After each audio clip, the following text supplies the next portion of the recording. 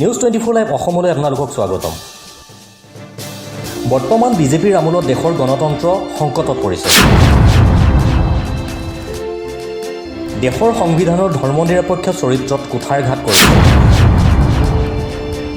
দেশৰ চাৰিওফালে অসুস্থ সামাজিক বাতাবৰণ সৃষ্টি হৈছে। এই দাবী যোৱাকালি গোগামুখত উপস্থিত হোৱা ৰাইজৰ দলৰ অন্যতম আহ্বায়ক ডাক্তৰ হৰিকান্ত দাসৰ। অৱশেষত সৰ্বস্তৰৰ ঘাটি খোৱা অসমীয়াৰ আশা প্ৰত্যাশা সপোনবোৰ বুকুত বান্ধি যোৱা 2 অক্টোবৰ গান্ধী জয়ন্তীৰ পবিত্ৰ ক্ষণত জন্ম হ'ল অসমৰ অন্য এক আঞ্চলিক দল ৰাইজৰ দল। কৃষক মুক্তি সংগ্ৰাম সমিতিৰ নেতা অখিল গগৈৰ নেতৃত্বত গঠন হোৱা ৰাইজৰ দলটোৰ অন্যতম আহ্বায়ক ডাক্তৰ হৰিকান্ত দাস তেওঁৰ গৃহ চহৰ গোগামুখত উপস্থিত হয়। পুৱা 6:30 বজাত উপস্থিত হোৱা ডাক্তৰ হৰিকান্ত দাসক গোগামুখত বিপুল আদৰণি জনোৱা হয়। যোৱাকালি ৰাতিপুৱা নেৰানেপেৰা বৰষুণকো নেওচি কৃষক মুক্তি সংগ্ৰাম সমিতি, ছাত্ৰ মুক্তি সংগ্ৰাম সমিতিৰ গোগামুখ আঞ্চলিক, সদৌ অসম অনুসূচিত জাতি ছাত্ৰ সন্থাৰ ধেমাজি জিলা সমিতিৰ নেতাকৰ্মীসকলে লখিমপুৰ জিলাৰ চাউলধোৱা ঘাটৰ পৰা বাইক ৰেলীৰে আদৰি আনে।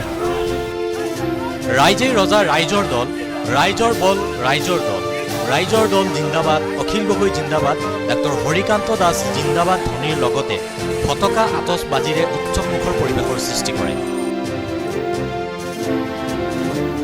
গোগামুখ চহৰৰ মাজমজিয়াতে অনুষ্ঠুপীয়াকৈ আয়োজন কৰা সম্বৰ্ধনা সভাখনত ডাক্তৰ হৰিকান্ত দাসৰ মন্তব্য, বৰ্তমান বিজেপিৰ আমোলত দেশৰ গণতন্ত্ৰৰ সংকটত পৰিছে। দেশৰ সংবিধানৰ ধৰ্মনিৰপেক্ষ চৰিত্ৰত কুঠাৰঘাত কৰিছে। দেশৰ চাৰিওফালে অসুস্থ সামাজিক বাতাবৰণৰ সৃষ্টি হৈছে।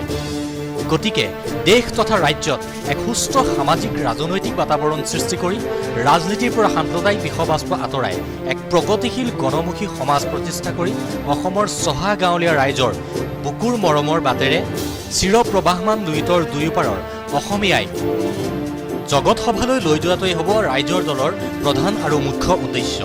গতিকে এতিয়া অনাগত ভৱিষ্যতত ৰাইজৰ দলটোৱে অসমীয়া ৰাইজৰ তথা অসমৰ ক্ষেত্ৰত ল'বলগীয়া পদক্ষেপবোৰ লক্ষণীয় হ'ব।